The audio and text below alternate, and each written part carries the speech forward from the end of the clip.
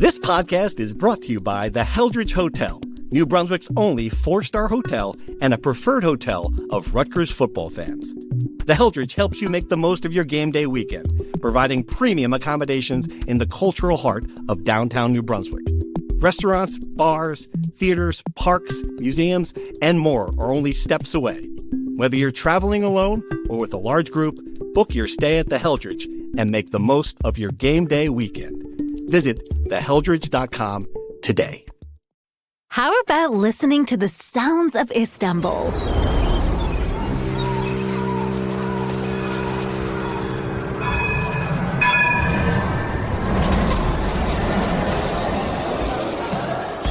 Beautiful, isn't it? But you can't discover the coolest city in the world just by listening. Check Istanbul.goturkiye.com now and plan your Istanbul trip today. From NJ.com and the Star Ledger, welcome to the Rutgers Rant, your one-stop podcast for the Scarlet Knights, with your hosts Steve Politi and Rutgers insiders Brian Fonseca and Pat Lenny. Let's start shopping. All right, everybody, welcome back to the Rutgers Rant, the Rate Bowl recap show. Hope you guys had a happy holiday. The holiday season didn't end well for the Scarlet Knights, a 44-41 loss to K-State. Guys, I don't know how you felt about this one. It's 34-17 Rutgers early in the third quarter, and I was still feeling like, I don't know, the best way I could describe it was not comfortable even when they had a double-digit lead. Kansas State was just too much speed offensively. You knew they were going to keep scoring. I agree. The way that Kansas State moved the ball on the jet sweeps and the running backs, and they just had big play. It wasn't big play explosive through the air, but it was just like, one of those games where Rutgers felt like they were chasing everyone down the field because they couldn't match the speed. So yeah. I knew that was going to be a big storyline coming in, and it kind of just played out exactly that way. I was a bit naive. I forgot this was a Big 12 team, that stuff like this happens all the time in that league, which, my God, imagine being a fan of one of these teams and watching this every Saturday. I couldn't imagine being a sports writer covering one of these teams. My Lord, that was a brutal fourth quarter for me. And to be clear, my vantage point was different than yours. You guys got the actual football vantage point. I watched it from the baseball press box, so I'm looking at it like the all-22 style. So I can't tell if a run is 5 yards or 50. But, Rutgers got shredded on the ground. They couldn't tackle. They were lost in space. I mean, 300. Where is this number? 347 rushing yards. 347, and so many of them were like these huge, big plays. They've given up 16 plays, or 13 plays of 15 plus yards. Like just constantly, it felt like. But I had thought when they were up 34-17, the offense was rolling a bit still from the first half, and the defense was starting to figure it out. I thought they were going to be able to bleed some clock. But then the offense really, they went from, looking like the greatest show on turf in the first half to just completely, going to a shell and just not doing anything that was working. And Kansas State seemed to figure them out. And Kirk Straka, maybe partially due to technical issues, just could not figure it out. Yeah, what was the deal? Kirk Straka, this was not talked about on TV. It wasn't, again, the Rate Bowl did not get the A, B, C, D, E, F, G, H, I, J, K, L, M, N, O, P team here. Clearly, it was not exactly the best broadcast we've seen. So we didn't hear the whole Kirk Straka thing. What was the problem?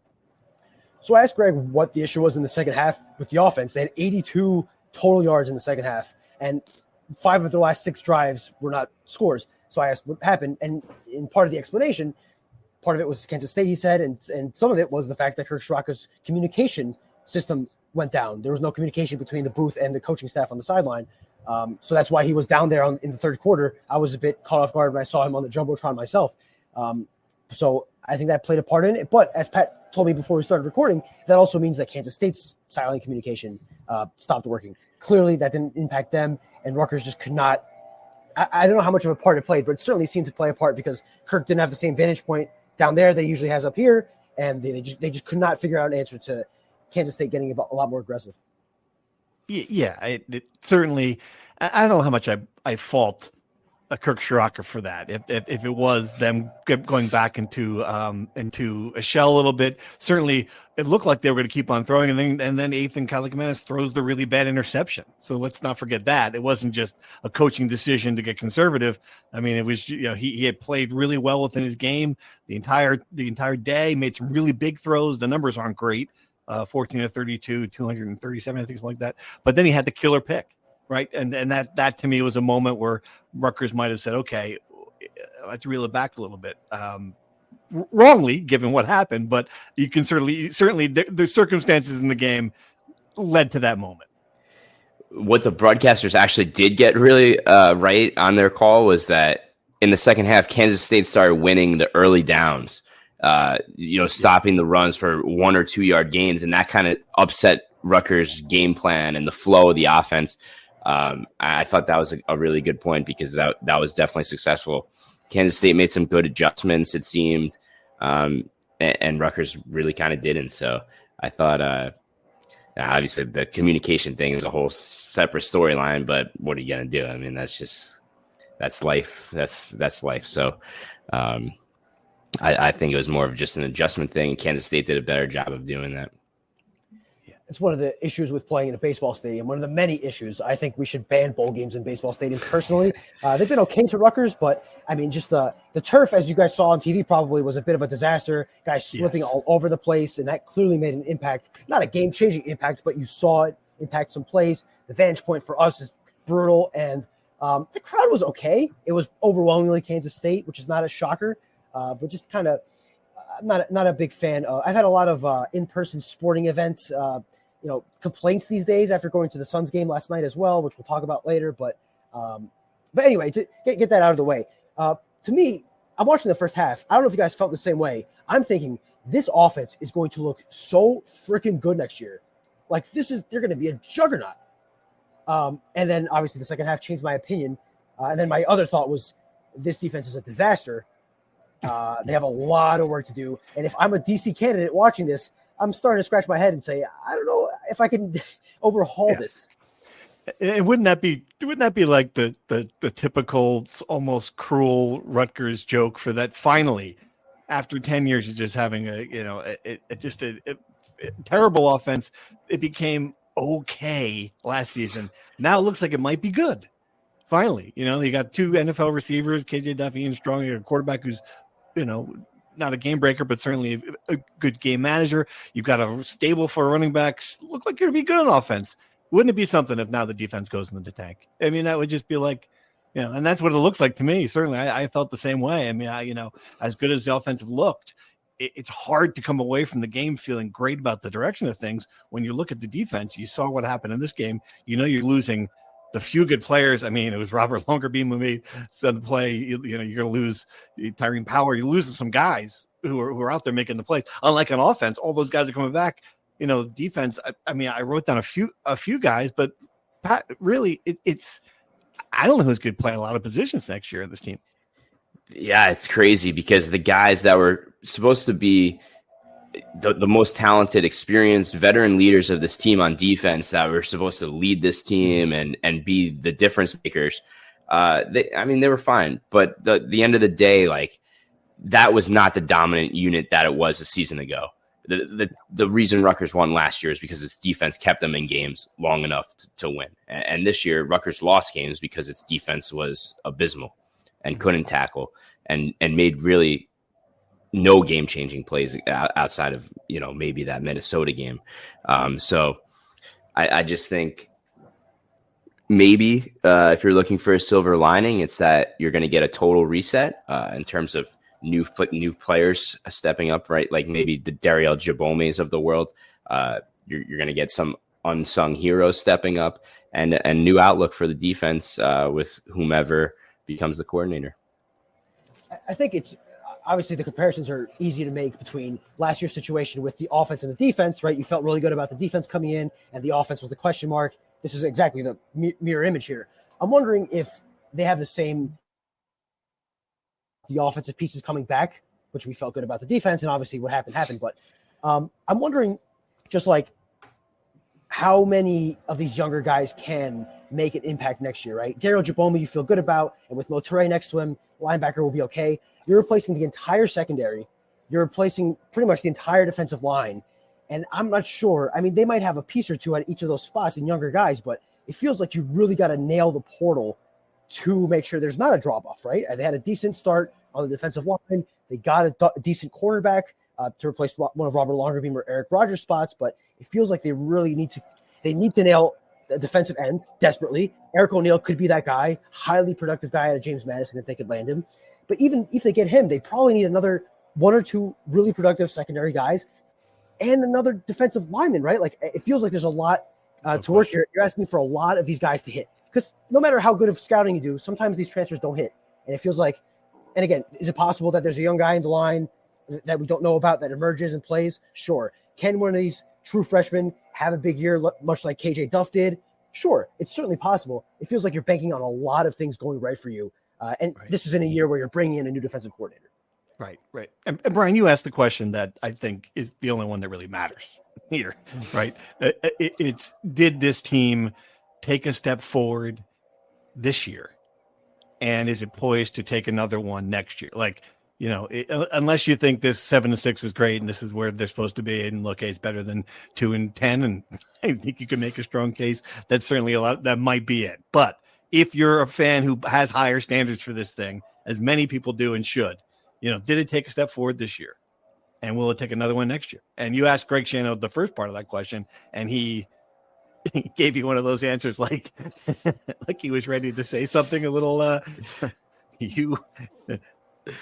Yes. So yes, look, they have the same exact record. You're right. Right. And yeah. I'm a guy that I don't put a lot of stock in the bowl games, so it wouldn't be fair to me to kill them for losing this game. But the reality is this: they have the same record, and this is a season they brought back a ton of guys. They had an easy schedule. Right. So I did ask Greg, and he was pretty adamant about it. He said it he almost preemptively mentioned it in his opening statement about how he feels good about the program. And when I asked him if he feels like they made progress, he said, without a doubt. So he is pretty strong in that. He said that if it wasn't for injuries, and not just injuries, like a amount of injuries, this is a team that could have won 9-10 games. I agree with that. The schedule was set up for them to win 9-10 games. They didn't. They won 7 games. They had a chance of getting a pretty decent win here today. They didn't. They blew it. I have to say that I'm not sure, right? Because we can play this game on paper all we want. There's potential. The offense is coming back, yada, yada. What really matters is the results. And the results this year say that Rutgers, despite having probably a better team and an easier schedule than a year ago, has the same record. Yeah. I mean, that's the bottom line. I mean, we could talk about what it could have done all we want. I mean, it did not do that, right? What it could have done is irrelevant now. It's over, and it's the same record as last year. And I guess, Pat, pushing it one step forward based on what I saw tonight, you might be optimistic to think it'd be the same record next year based on the harder schedule. I get things change in college football, but they might have leveled off here. That's what would concern me if I'm a Rutgers fan. I saw what happened last year. I see what happened this year. You're looking at what's coming back, what the schedule looks like next year. I don't know. If we hit a point where this program is treading along on the same level.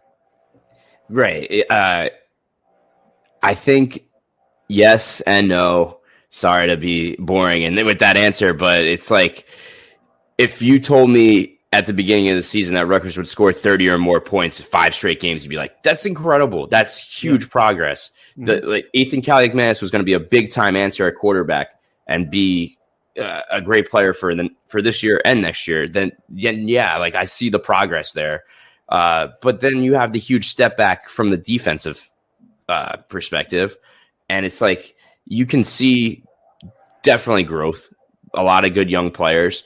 But it's like if you can't win more than 7 games against that schedule, it's like, well, yeah, maybe it is stagnant. Maybe this is like the best it's going to be. I don't blame anybody for feeling that way, frankly, right? Like this is kind of reminiscent of the first time where they build it up to a certain point, which is infinitely better than where it was. But at some point you want more, and you feel like I will not shake the feeling that this season was a missed opportunity. I understand the injuries. I get all that. Still, everything there. And it's the last time I'll say this. I promise. I've said this for months now. I'll stop. But it does feel like a missed opportunity. And now here's the thing. Next year, this team could be better and have a worse record because the schedule is so much harder. What I would say is to make progress next year, which is all subjective, they need to get a big win in one of these games. You play a lot better teams, that gives you better opportunities to get big wins. Knock off an Oregon, an Ohio State, a Penn State. Even if you go 5-7, that to me signals a step forward because you're at a point where you're not just beating teams at or below your level. You're able to punch with the big boys and actually win one of these games. And that makes an impact, nationally. Like, people are going to look at Rutgers. People outside of Piscataway don't watch Rutgers football. That's just the honest truth, right? So they're going to see Rutgers as 7-6 for the second straight year. Okay, Rutgers is fine now. They're not bad like they used to be. If you're able to punch above your weight, win a big game, if you're able to win 9 games, more than games than you expected, that's how you kind of make that progress. That's how you become a more attractive name for better players in the portal and in high school. And ultimately, that's how you become a better program, by getting better players and getting the results with them. Now, Are they doing good in the portal this time around? Yeah, on paper, I think so. This might be their best portal haul yet. It's hard to say that, obviously, when they nailed quarterback last year and got some decent transfers in Dymere Miller, et cetera. But the proof will be in the pudding next year. To me, I think the key will be get a big win, maybe make a bowl game. I'm not sure how confident I feel in that. Let's check it in 3 months when we're not coming right after a really brutal loss to get through. All right, let's talk up some specifics in this game. Running backs, you gotta like what you saw there. Kyle Monangai on the sideline, assistant coach in waiting in a lot of ways. Antoine Raymond really ran the ball strong. I thought the best run might have been Jayshon Benjamin, though, when he knocked 2 guys off their feet, getting into the end zone there for that touchdown. So that room looks really good. Got to praise Jay Patel, like 13 straight field goals. That's, near perfection at position, a 48-yarder. That's one thing I noticed. And Rutgers ran the perfect trick play, went to the reset, the back of the playbook. It's called a punt return. 67 yards out of nowhere. It was like, wait a minute. Christian Drummond, I wonder if he was had the green light the entire, or someone put on our Discord, someone's like, this is the entire year was a game of 12-dimensional chess where Greg Shannon didn't run one back for the moment he knew he had to. It set up a touchdown late in the game, a great punt return there. I don't know what you guys saw. Those are some things I wrote down that really struck me about the game. What do you got? Really quick on Dremel. We talked to him after the game. We asked him, is this like a design? And he said they have run calls and they have return calls and block calls. It sounds like to me that, yes, this was a designed return. And I think that, yes, I mean, Dremel agreed that there is some of that element of surprise where everyone's kind of expecting you to fair catch it. So I think, yes, to a certain degree, this was a setup all season, waiting. And it worked. And the other thing to me, the Rutgers Rooski won and worked again. I am shocked that it works every single freaking time. It's like the fact Rutgers basketball opens every game with this alley-oop attempt, and every time it works, I am befuddled. Because if I see this and notice it, I'm shocked teams don't notice when Antoine Raymond is standing right behind him. His hands are like this, waiting for the football. No one's like, somebody guard that guy, Maybe they don't get film in Manhattan, Kansas yet. Maybe that's something like the canisters didn't make it on the train out to Central Kansas. As soon as they line up like that, my first thought was, well, this is going to be the fake tush push, and there it was. Hey, there you go. It worked. You know what? A sneaky, really good game too, worth mentioning.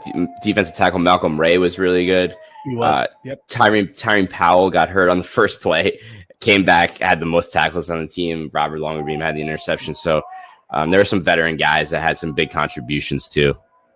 Mm-hmm. Jordan Walker. Had a nice game. Walker. Yep. He's a guy that you really hope takes a step forward and could be one of the defensive edges that you really need. Ian Strong had a good game. 5 catches, 105 yards, no touchdowns, but still very productive. I think the running backs to me is a really big thing because you feel good about what you're getting in CJ Campbell, a guy that's been productive at the college level. The freshmen you never really know because they're, they play some spot duty. Antoine Raymond got most of his run in the season finale. You never really know. This is a big game.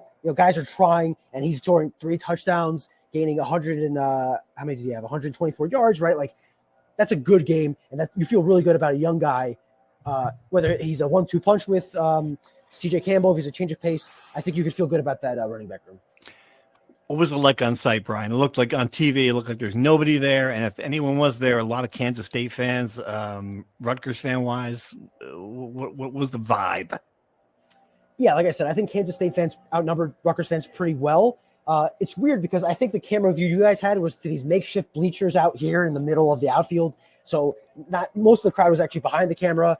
And to me, closest to me was Kansas State fans. So I heard them a lot. And below me was the freaking Kansas State band. I wanted to jump off the press box and kamikaze them to shut up. I couldn't take it anymore. I will say this before I forget it. I understand why Rutgers fans, students specifically, don't go to the games as much as they should. Because if I had to stand next to the band playing loud music like that every goddamn second, I too would not show up to these games. I couldn't take it anymore. Anyway, Rutgers fans were down the other end, and I couldn't really hear them much. When Rutgers was playing really well, you heard the RU chants get going.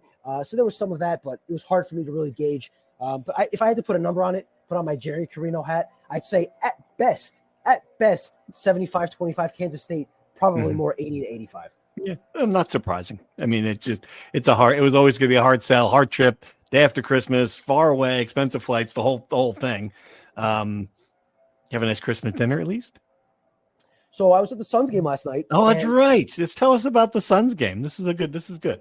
I mean, if we're talking about dinner, I mean, good Lord, everyone else has to step up their game. Beef Wellington for dinner. How about that? Christmas in the NBA. They don't screw around. Totally. Oh my God. I didn't go back for seconds because I was embarrassed, but I wish I did. It was unbelievable. And then, of course, you got your classic halftime hot dog, which was pretty good, although the buns were impossible to open. Anyway, not to go into that. Right. And then I watched Kevin Durant and Bradley Beal and Nikola Jokic, and it was a good time. But did they know? Did Kevin Durant know this question about Ace Bailey was coming? The reason you went, it presumably, if you hadn't read it on NJ.com, you're busy with the holidays. Brian went out to the Suns game, asked Kevin Durant about Ace Bailey, which I imagine there's some risk that he might go, wait, what are you talking? Like, what are you doing, little man from New Jersey? What are you talking about? I mean, there's some risk of that, right? Or were you confident that he was going to answer this question in the affirmative here, that he knew? Oh, no, I was nervous. I was very nervous that, this is a press conference, right? It's recorded and uploaded on NJ.com where everyone in the world watches it. So, so I'd emailed the PR guys a week before to kind of set up and get a credential, and here's what I'm thinking of doing. So I do think he did get a heads up. I also know KD is a hoop head. I'm sure he's actually watched Ace Bailey. You would think. Yes. He's also a pro, and if he had never seen a second of Ace Bailey, the PR guy would have told him, and he would have gotten, a great answer together. I do think he did watch him because he introduced Ace and Dylan as part of the Nike 2024. That's right. Of course. They would have. Yes, he would have known for that. So it wouldn't have been a surprise. That's a good point. Yep. And I'm sure he's heard the comparisons. I mean, it sounds like he did the way he answered it, because everyone is comparing him to this kid who's going to be a top 3 draft pick. And he had a good answer. He said he thinks the comparisons are valid. He says that Ace's mid-range game is probably more advanced than KD was at that age, which is a heck of a compliment, because I watched KD drain mid-range after mid-range. People talk about the mid-range being dead, not to KD. He was knocking down every mid-range shot against the Nuggets. And then he said something that I now this is what I knew he was embellishing. He goes, him and his teammate Dylan Harper are really good. Rutgers is one of my favorite teams to watch. I'm like, KD is not watching Rutgers if they're one of his favorite teams to watch. Get out of here, pal. Now you're just buttering me up. He was sitting there glued to FS1 or whatever channel the game was on. You could totally see it. Yeah. That's good. That's good. Good get by you. That's good transition. Should we talk a little basketball? I mean, might as well, right? We haven't talked about the Princeton game. We were all there in different places at the Princeton game. Brian working it, Pat and I in the stands. I took my son to his first college basketball game. Came away, by the way. We're walking out, of course, Princeton, 81-80 victor. Was it 81, 83, 82, whatever it was. High-scoring game, down to the last moment, excitement. We're walking out. My son's like, man, are all college basketball games like that? He was hooked. He's like, he wants to go back. He is all in. He thought it was great. It was fun. It was a fun game. It just the result was, I don't know. It's hard not to say it was pretty predictable. I mean, a lot of ways they've played this game now 12 times. The same thing has happened 12 times with the basketball team. It's been good enough to beat one good team. That's the best. That's what I can say about Rutgers basketball right now. If you're waiting to see something different happen, this is it. This is what it is. Before I dive in, I am curious, Pat, you went with obviously your wife who is a Princeton grad, and you have a lot of Princeton in your family. I wonder what the last sequence was like when Ace hits that shot and then Princeton wins the game. Oh yeah, well, spoiler alert. Also, the family life is I have 2 young kids and they go to daycare, so they're sick all the time. So I did not actually get to the game because I was Oh, you sick weren't all there. weekend. I I was thought you not were there, so I was I'm watching sorry. it on TV. But my wife Gotcha. and my other Princeton, my brother, they were all there. They came back with their Princeton varsity sweaters on, with their chest puffed out. Oh. Hey, can we come on the podcast and talk about Princeton basketball? They deserve more credit. They're a great team. Okay, yeah, That's so you can come on. So yeah, it was. I love it. It was that guy. I watched on TV, but yeah, totally predictable and just the rebounding and lack of defense is just astounding.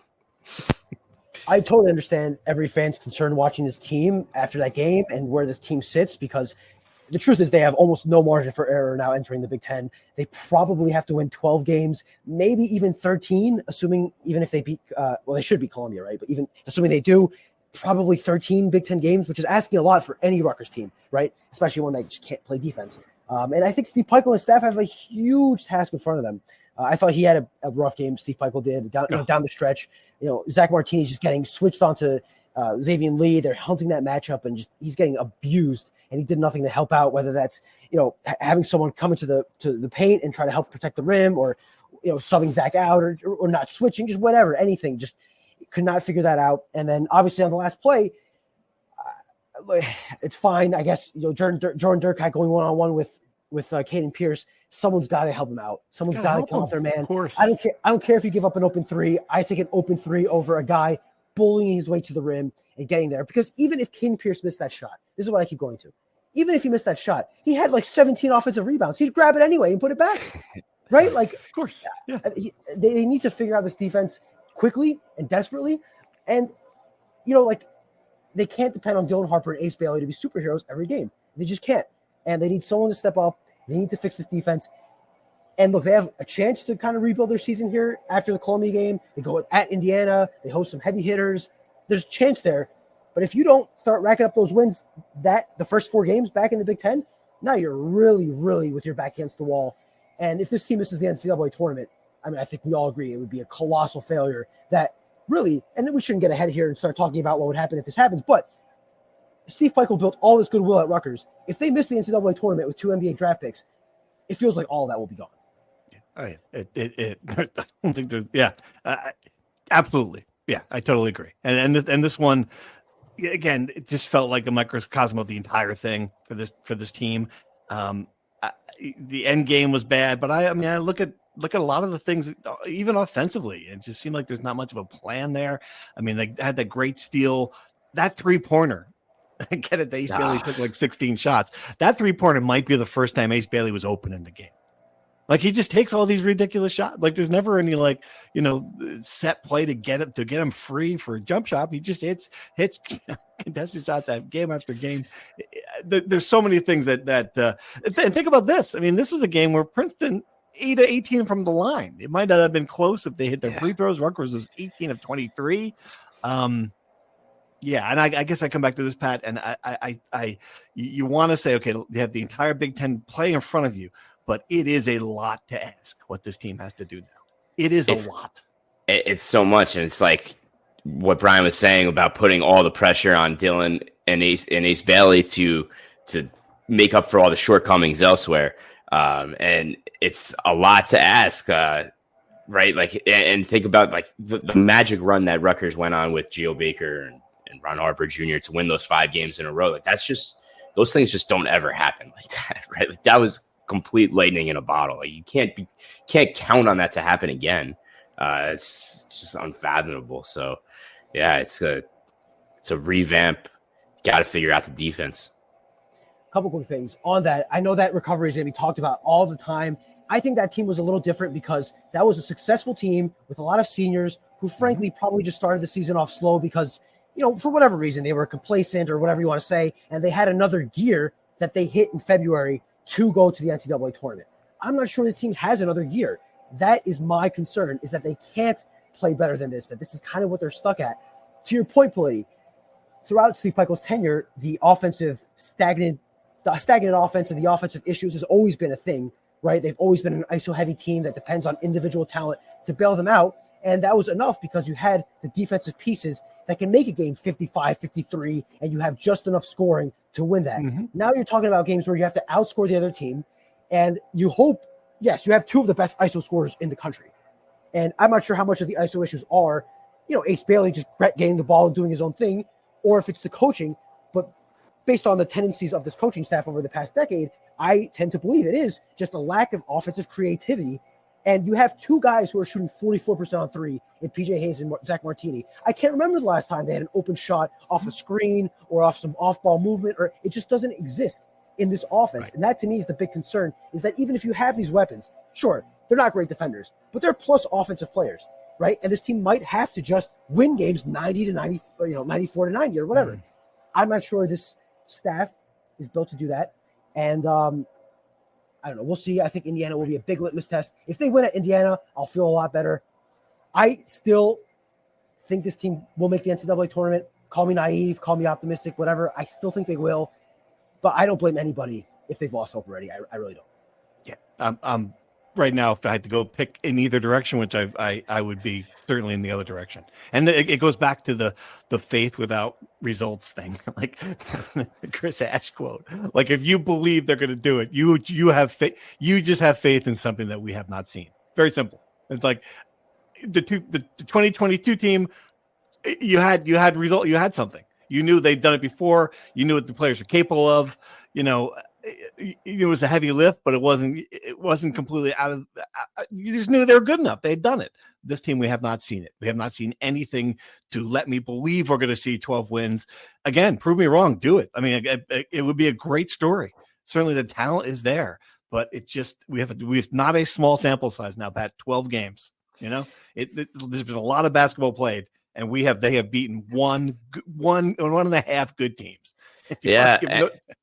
Yeah, and it's like they're not doing it in this style, or this went wrong in this game, and that's the reason they lost. It's always the same thing, right? They can't make stops, right. And they rely on Dylan Harper to drive to the basket. That's the offense, right? Like, so it's very, very, very vanilla, and it's not any. There's no exceptional.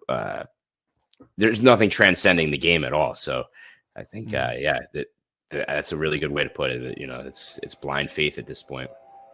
What I would say is, I'm not sure they've beaten a good team, right? Notre Dame is a mediocre team at best. There might be a quad 3 game at some point. I guess you mentioned Penn State. I think Penn State's a good way. I mean, it's a good team. They were good at the time.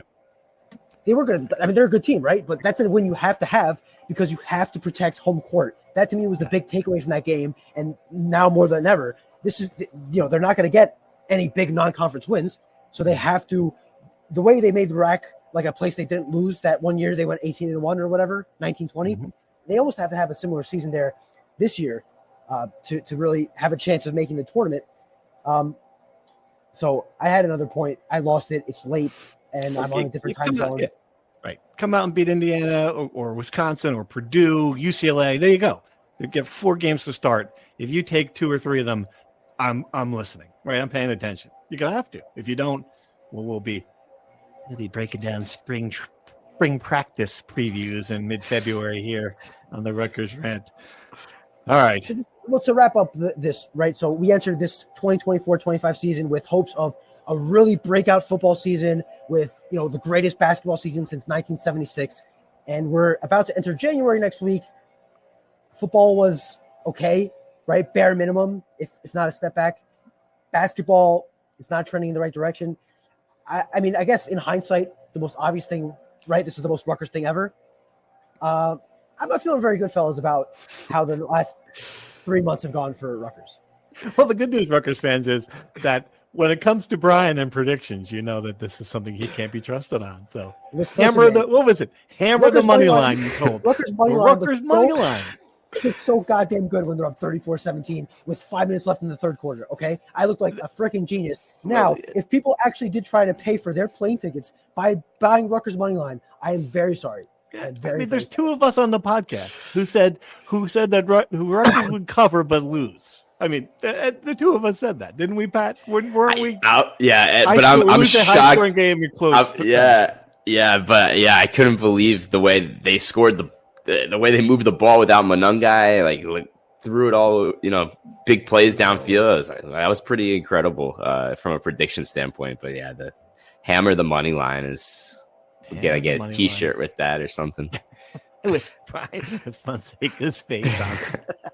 I think we could sell that and raise $20 with a NIL. Michael pounding nails on the back. Fade Fonseca. Always fade Fonseca. That's the biggest lesson here. That's the lesson. I had a hot year in 2023. I'm back to my usual level this year. Fade Fonseca. It's been a long week in Phoenix. I hear it's been snowing in New Jersey. I'm not sure I'm ready to get back to that, but yeah, I'd stay there if I were you. Come home, Brian. Come home. All right, let's sign off there. Fonseca's got to go back to the hotel, get a snack. Pat and I have to go to bed. We have kids. We're home. Great Bowl loss to the Scarlet Knights. We'll be back early next week. Talk some basketball. Hopefully, it'll be a happier show than this one. Thanks for listening. Thank you for listening to the Rutgers Rant. To participate in the conversation and receive live updates about the Scarlet Knights directly to your phone, sign up at NJ.com/insider.